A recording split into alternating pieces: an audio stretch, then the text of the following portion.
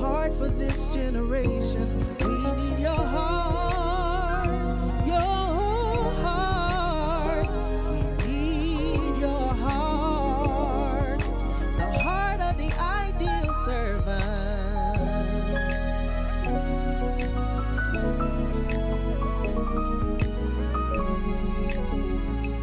Because something is in the earth, something is in your city, in your neighborhood, standing in your front yard, coming alongside you, coming in your house, in your bedroom, talking to you. And it has an agenda.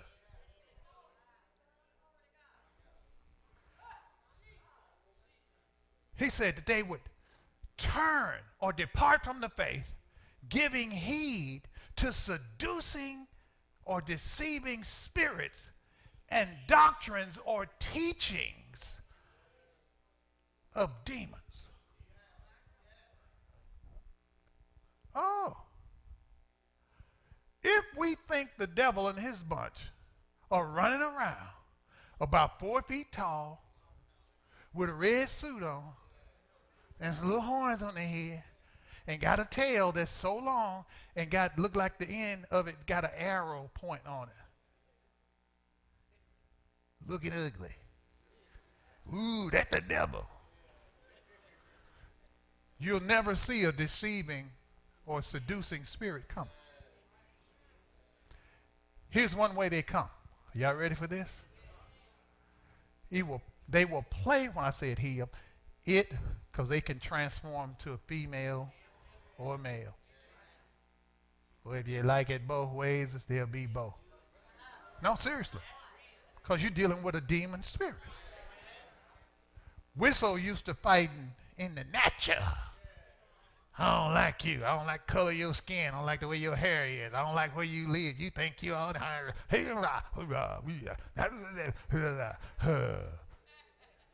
We're fighting. I got them told. I told them the truth. But I told them. Truth ain't got no love attached to it. It's just abrasive. I told them. That ain't your enemy.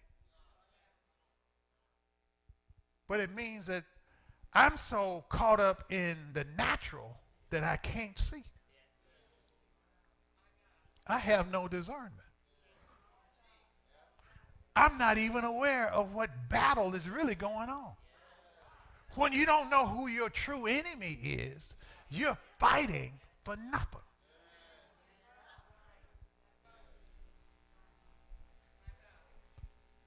Here's what the deceiving spirits will do.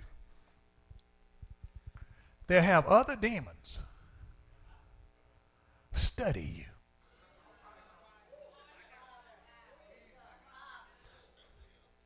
They got a rap sheet on you. It's not to scare you. But when was the last time you sat down, let me put it this way, you sought the Lord to know him. And you can't seek him for him and him not be found.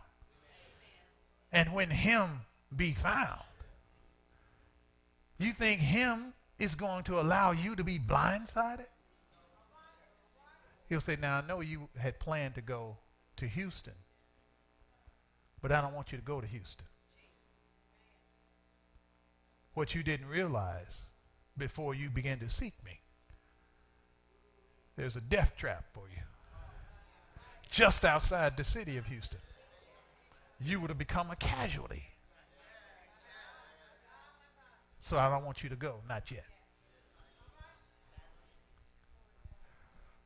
Thank you, sir. That weapon never had an opportunity to form. So they study you. And in the study, they find out what makes you mad. And how much mad can you take? And when you have taken all the mad that you can take. It's all you can stand. And when you hit the point where you can't stand no more, how do you act? What do you do? Because the enemy is really looking. Are y'all hearing me? Seducing spirits are looking for what will cause you to go into a conversation with this demon.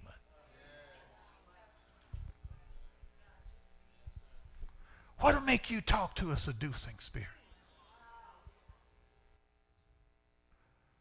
It's like when a person is full, you know, I've eaten. I ain't got no more room. Somebody say, hey, you want a piece of cheesecake? Now, prior to that, I just took the whole cheesecake. But I'm full. Come on, y'all must be looking at me all, you know what I'm talking about. You're full. So you can't be enticed. But what happens when stuff start going on? He ain't sweet to me no more. She ain't sweet to me no more. They don't sing my praises no more. Is that the point where you've had enough? And here that spirit comes. It is a spirit that does nothing but seduction. Nothing but seduction. Come on now. Ladies, you know what kind of fella can get your attention from appearance. Whoa. But you got to act right because you with somebody right now.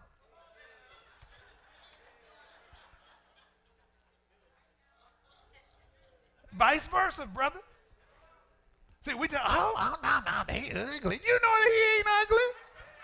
You know he ain't ugly. He fine as wine. Look at that. The devil will always listen to you. And somebody come by. Not just on TV, they come by you. They come by you. And they look just like the one that you said sometime back is ideal for you. And you got to catch yourself.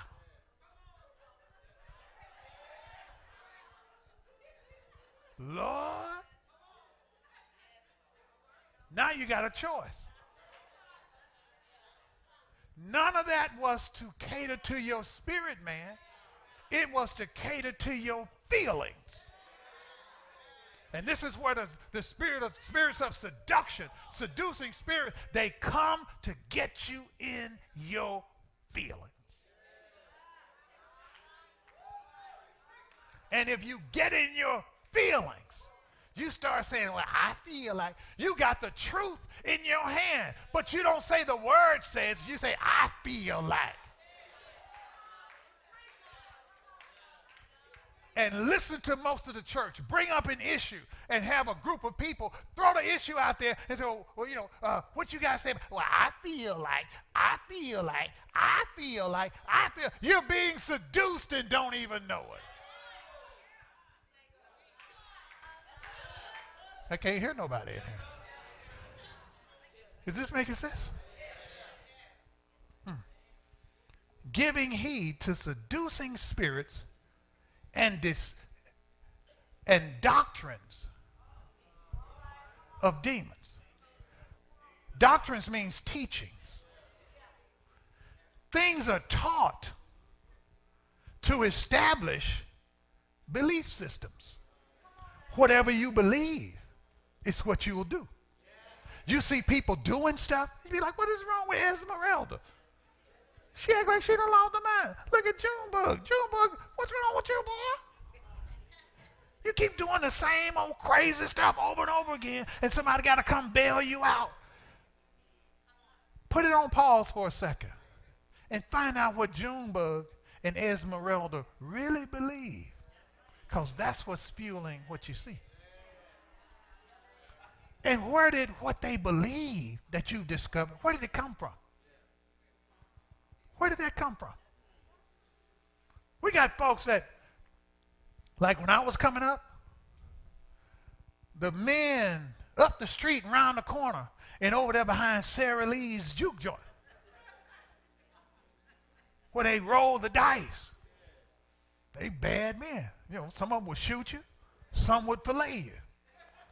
But they were bad. You didn't mess with them. They were men. And we weren't supposed to be over there, but we was over there. And we listened to them. Boy, don't you ever let a woman know how much money you got. Because all she want to do is keep your nose to the grindstone and spend every dime you got. That's a 7. Give my money.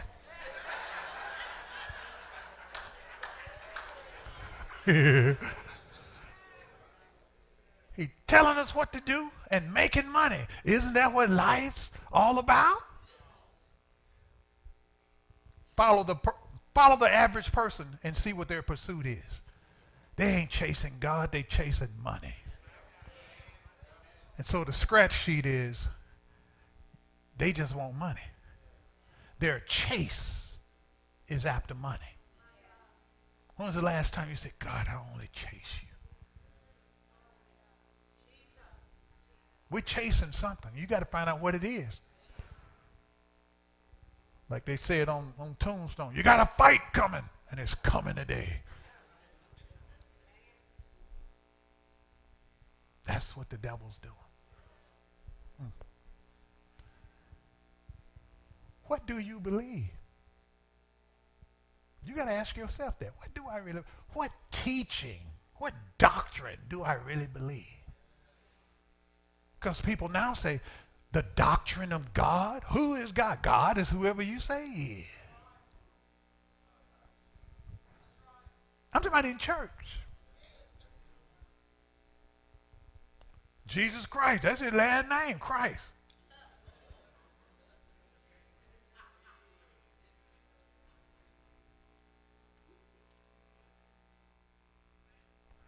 I don't feel like going to Sunday school. I don't feel like going to discipleship training. I don't feel.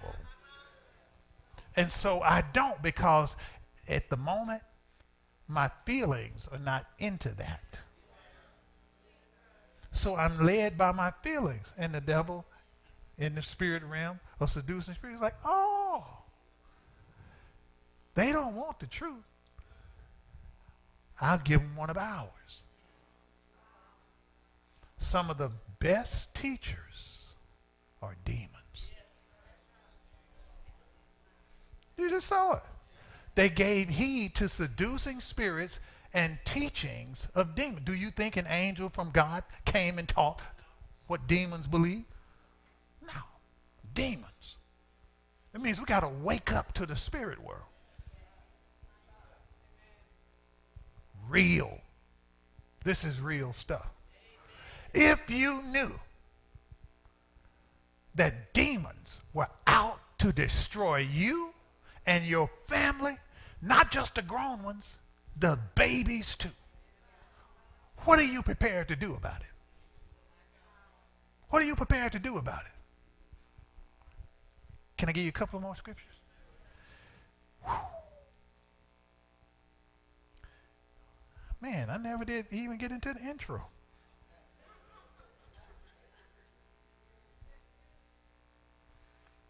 So let me read you my intro. In the last days, the church is going to be faced with spirits of deception and doctrines of devils. The strategy of the devil is to get the people of God to become weary in their mind of the walk of faith. That's what the strategy is. Get you fed up. I'm tired of living by faith. I got to believe God. I got to trust God. I believe God, but I'm tired. The enemy works to get you weary, to become weary in your mind of the walk of faith, and to feel, y'all ready for this?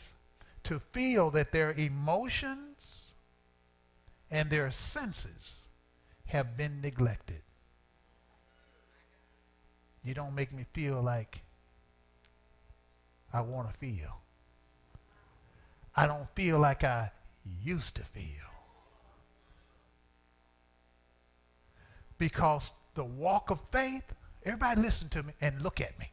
The walk of faith, I'm looking at every last one of y'all. The walk of faith. The walk of faith is senseless. It does not involve your feelings.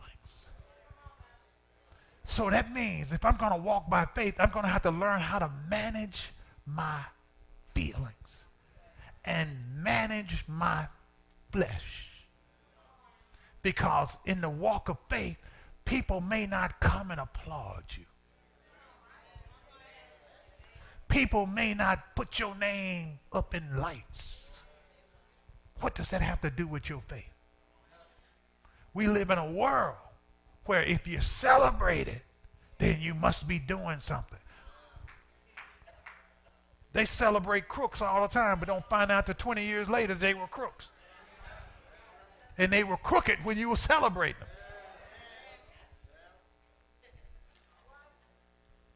The devil loves dumb saints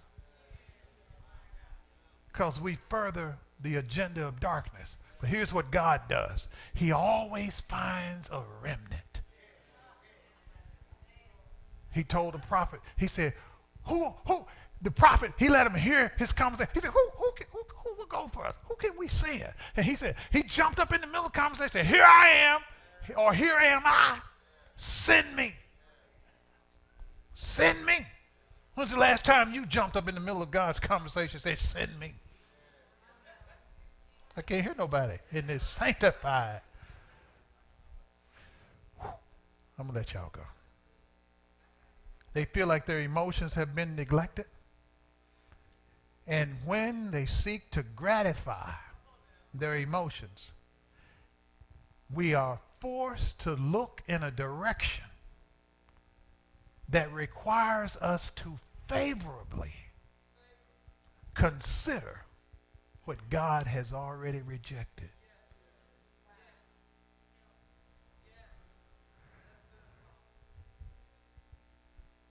We're looking for something to make us feel a certain way. If I got to have my feelings governing me, then I'm going to walk away from the principles of the kingdom. And I'm going to walk away from the king himself. You don't satisfy me no more.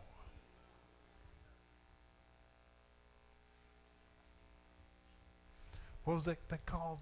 It's that 80-20 rule. We got it, but we don't manage it well. So we walk away from 80% because we saw 20% on the other side of the fence. And people say, grass is always green on the other side, but you still got to cut it. You got to cut that grass too. That grass ain't cut on its own. It's been cut. And you looking at cut grass. Oh, this grass ain't cut. Cut it. Well, holler about it got weeds. It killed the weeds. Make the grass grow. Because if you climb the fence and go over there where the grass is green, you're going to kill that. Because the death of the grass is in you. I can't hear nobody. So we'll walk away from what's living. And the walk away is because I have been seduced. And seduction always has pictures with it. Look at this. Look at that. Mm-hmm. See, look. See, you ain't got no green grass over here. This what you need. That's what you've been wanting. Ain't that what you've been? Oh, yeah, oh, yeah. It show. Oh, yeah, that's it. That's it right there. Woo. That's it. That's it. And pretty soon, you done stepped over the fence. You over on the other side of it, hey. And now that you're over here, everything seems to like you. But you forgot it's only 20%. Over here, they don't allow walking on the grass. But you stand on it, get off the grass. But you couldn't be told nothing over there. But over here, I'm going to follow all the directions. They say, get off the grass. I get off the grass.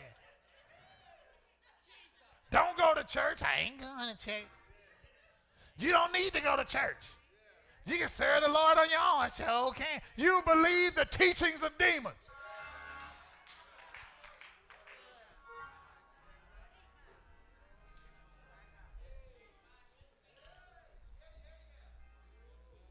Seducing spirits will get you to look at what is present, but focus on a part of it and give you an interpretation that is false.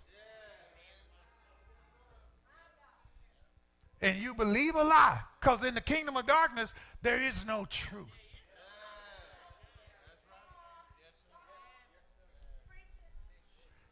Can I tell y'all something? Everybody in here and everybody listening is on the slate of spirits of seduction. You already been identified and you're targeted. It ain't for you to go, oh, no. It's time to cowboy up, because you got purpose called work. God brings people together in a local body. There's a vision. He connects you to it, and he will unlock what he put in you to be established in there, and then go out. Ain't no solo acts. And the devil's looking for all of that. How can I seduce him, her, them away? He can't make you give up Christ. You chose to do that.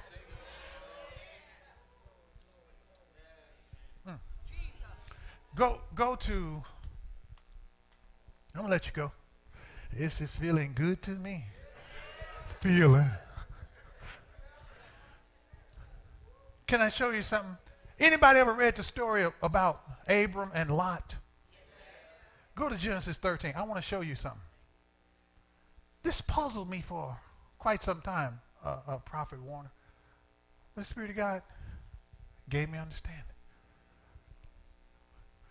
Well, Genesis 13. Who give me 5 minutes? I can be through. Thank y'all. That's an hour and a half. Y'all are so good. Genesis 13, and look at verse 1. Then Abram went up from Egypt, he and his wife, and all that he had, and Lot went with him to the south. Abram was very rich. Now, I'm sure if he was very broke, Lot probably wouldn't have gone with him. But Abram is walking in the fullness, or he's walking in the blessing, and it's starting to expand his life where everything in his life is becoming full because of the blessing. Anybody in their right mind would go with him. So Lot ain't stupid. He goes with him. Verse 3, and he went on he was very rich in livestock, in silver and in gold, and he went on his journey from the south as far as Bethel to the place where his tent, talking about Abram, had been at the beginning between Bethel and Ai, to the place of the altar, make note of that, which he had made there at first. It never talks about Lot making an altar. Abram made an altar. Every time God dealt with him about something, talked to him about his future, every time God gave him instructions, he stopped his role, built an altar, took time to build an altar and sacrifice, and came to the end of himself and made a fresh commitment. Stop living off the commitment you made in 1983 when I gave my life to the Lord. That's good, but that was to get you started. Where's the last altar? When was the last time you made a commitment to God? We get up and make these New Year's resolutions. Oh, God, and I'm going to lose 1,700 pounds, and I'm going to do this, and I'm going to eat all the vegetables they got in the supermarket, and they're going to be, what they call them, vegetables, that they're going to be organic vegetables. They ain't going to just be no any kind of vegetable. They're going to be organic, the real expensive kind. I'm going to do all that. Just lying. Why not build an altar and say, God, I promise that I'll live holy all year long. God, I make a fresh commitment. I'm going to honor my wife. I'm going to honor my children. I'm going to be faithful to the house of God. That's what we need to be doing.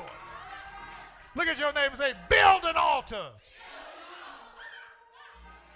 Now watch this. Watch this. Verse 4, to the place of the altar which he had made there at first.